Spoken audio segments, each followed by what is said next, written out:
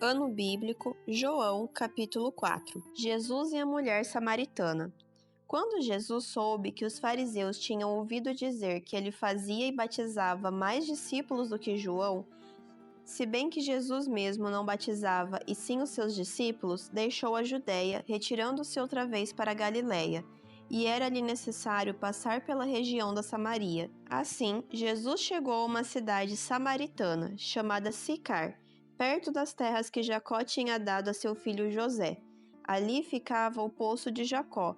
Cansado da viagem, Jesus sentou-se junto ao poço. Era por volta do meio-dia. Nisso veio uma mulher samaritana tirar água. Jesus lhe disse: "Dê-me um pouco de água", pois os seus discípulos tinham ido à cidade comprar alimentos. Então a mulher samaritana perguntou a Jesus: "Como, sendo o Senhor um judeu, pede água a mim, que sou mulher samaritana?" Ela disse isso porque os judeus não se dão com os samaritanos. Jesus respondeu: "Se você conhecesse o dom de Deus e quem é que está lhe pedindo água para beber, você pediria e ele lhe daria água viva." Ao que a mulher respondeu: "O Senhor não tem balde e o poço é fundo. De onde vai conseguir essa água viva? Por acaso o Senhor é maior do que Jacó, o nosso pai, que nos deu o poço do qual ele mesmo bebeu, assim como seus filhos e o seu gado?" Jesus respondeu: "Quem beber desta água voltará a ter sede, mas aquele que beber da água que eu lhe der nunca mais terá sede. Pelo contrário, a água que eu lhe der será nele uma fonte a jorrar para a vida eterna." A mulher lhe disse: "Senhor, quero que me dê essa água para que eu não mais tenha sede, nem precise vir aqui buscá-la." Jesus disse: "Vá, chame o seu marido e volte aqui." Ao que a mulher respondeu: "Não tenho marido." Então Jesus disse: "Você tem razão ao dizer que não tem marido, porque já teve 5, e esse que agora tem não é seu marido. O que você disse é verdade." A mulher então lhe disse: "Agora eu sei que o Senhor é um profeta. Nossos pais adoravam neste monte, mas vocês dizem que em Jerusalém é o lugar onde se deve adorar." Jesus respondeu: "Mulher, acredite no que digo. Vem a hora em que nem neste monte, nem em Jerusalém, vocês adorarão o Pai. Vocês adoram o que não conhecem. Nós adoramos o que conhecemos, porque a salvação vem dos judeus. Mas vem a hora, e já chegou, em que os verdadeiros adoradores adorarão o Pai em espírito e em verdade, porque são esses que o Pai procura para seus adoradores. Deus é espírito e é necessário que os seus adoradores o adorem em espírito e em verdade." A mulher respondeu: "Eu sei que virá o Messias, chamado Cristo. Quando ele vier, nos anunciará todas as coisas." Então Jesus disse: "Eu sou o Messias, eu que estou falando com você." Naquele momento, chegaram os discípulos de Jesus e se admiraram ao vê-lo falando com uma mulher. Mas nenhum deles perguntou: "O que você está querendo?" ou "Por que o Senhor está falando com ela?" Quanto à mulher, deixou seu cântaro, foi à cidade e disse ao povo: "Venham comigo e vejam um homem que me disse tudo o que eu já fiz. Não seria ele, por acaso, Cristo?" Então saíram da cidade e foram até onde Jesus estava. Enquanto isso, os discípulos pediam a Jesus, dizendo: "Mestre, coma." Mas ele lhes disse: "Tenho para comer uma comida que vocês não conhecem."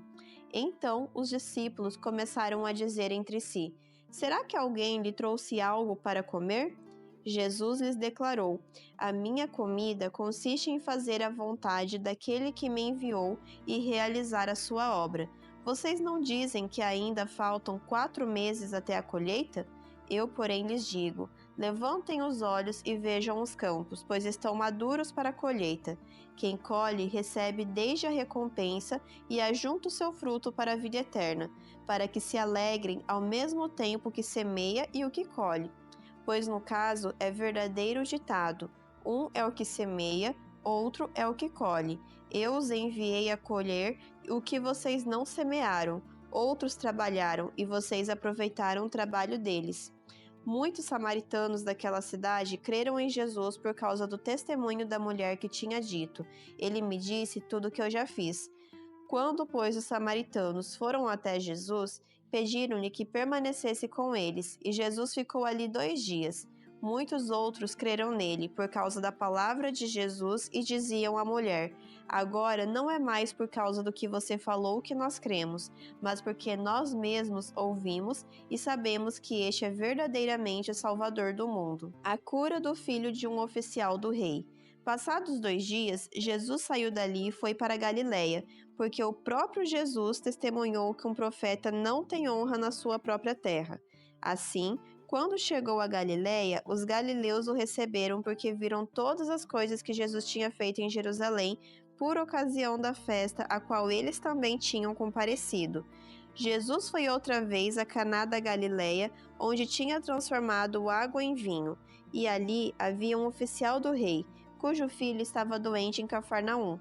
Quando ouviu dizer que Jesus tinha vindo da Judéia para a Galiléia, foi até ele e pediu-lhe que fosse curar o seu filho que estava morrendo.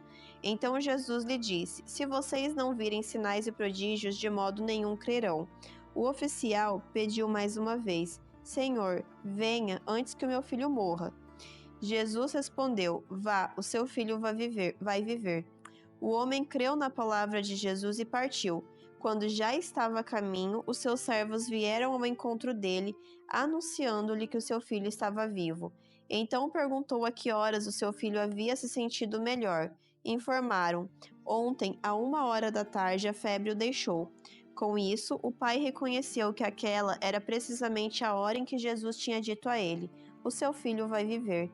E ele e toda a sua casa creram. Este foi o segundo sinal que Jesus fez depois de ir da Judéia para a Galiléia.